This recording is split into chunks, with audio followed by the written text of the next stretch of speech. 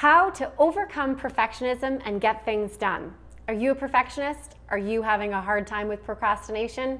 Today we are going to talk about how to overcome perfectionism and really get into the things you want to get done.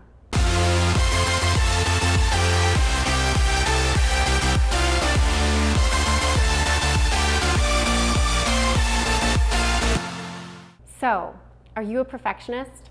There are three types of perfectionism. The first is self-perfectionism. Self-perfectionism refers to the notion that you feel like you have to act or be or dress or perform perfectly. That type of perfectionism also is often married with other perfectionism. Other perfectionism is a type of perfectionism where you hope that other people will act or dress or be or produce or perform perfectly. And the third type of perfectionism is what we sometimes call thing perfectionism, but it's perfectionism about a specific task or place or context or skill set. If, as an example, there's a violinist who feels like nothing else in their life needs to be perfect except the way they deal with and play the violin, that's what we would call thing perfectionism. All three types of perfectionism are kind of a challenge for people, and the reason for that is because perfectionism, or at least the perception of the requirement of perfectionism, is one of the lead ways to be a procrastinator and have a hard time either starting or finishing tasks. Today, let's talk about how to do that. So here's the thing. Most high-achieving people have one, two, or all three types of perfectionism. I'm going to go out on a limb here and assume that maybe you have one, two, or all three types of perfectionism and you're a high achiever. Now, isn't it just great that we're all walking around trying to be perfect? No, and there's a reason for that.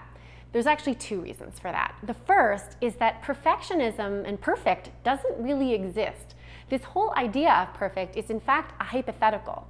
And so what we notice is the second reason that perfectionism can be harmful for productivity, for getting things done, for procrastination. The reason is because we often see perfectionists enter into what we call double bind statements.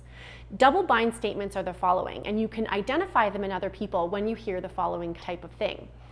Double bind statements are things like, I have to, but I can't. I'm going to give you an example of one that I've heard recently. Someone came to me and said, I have to lose 10 pounds, but I can't work out long enough in my day given my work schedule.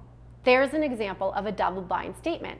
This perfectionist wants to lose 10 pounds, however, they believed that they did not have enough hours in the day to work out the requisite amount of time.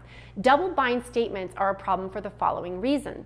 If, as an example, you find yourself slipping into a double bind statement, it's actually often diagnostic of somebody at risk for clinical levels of anxiety. We also know that anxiety is comorbid about half of the time with depression. And so, double bind statements are detrimental to a person's sense of well-being, but also and certainly to their productivity. So what I want you to do is watch for double bind statements in what you're doing. Have you ever been sitting on your couch and thinking, I have to do this, but I can't? That's evidence of not just perfectionism, but a double bound statement, which will create problems for productivity and procrastination. It was Winston Churchill who once said that perfectionism is the enemy of progress. He wasn't just right, all of the research corroborates that. If what we want to be is more progressive and more productive, we are going to have to get over perfectionism. The first way to actually do that is to acknowledge that perfect doesn't exist. It's a hypothetical. It is not, in fact, a construct that's very useful toward being productive. And so first on your list will be to have a hard talk with yourself about the fact that sometimes progress should trump perfection. The second thing to do to overcome some level of perfectionism that's getting in your way of productivity is to watch for those double bind statements.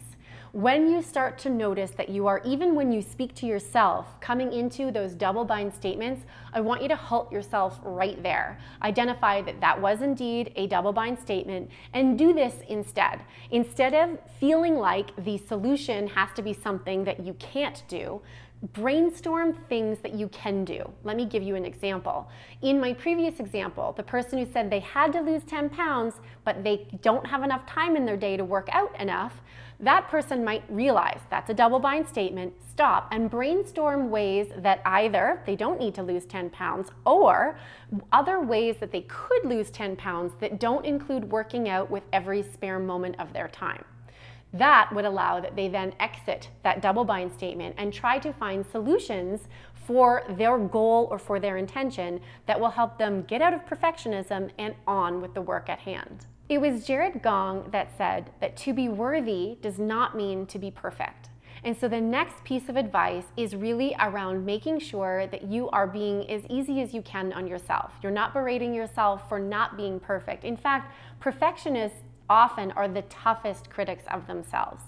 So what you should do, especially if you're feeling like perfectionism is getting in the way, is to identify that productivity and progress are more important, that perfect is in fact a hypothetical, but further, that those who strive for perfect very typically end up with excellence. And so that's the last piece of advice, is that if what you do is you strive for excellence, you should be congratulating yourself for trying so hard and for working as hard as you do. If instead of perfect, you strive to be excellent, you will find it much easier to crawl out of perfectionism and out of procrastination and be that much more productive. Thank you so much for watching. I do have other videos on my channel that talk a lot about overcoming procrastination and increasing productivity. So be sure to subscribe and ring that bell, and we will come back to you with many more ways to overcome procrastination and perfectionism and get that productivity up.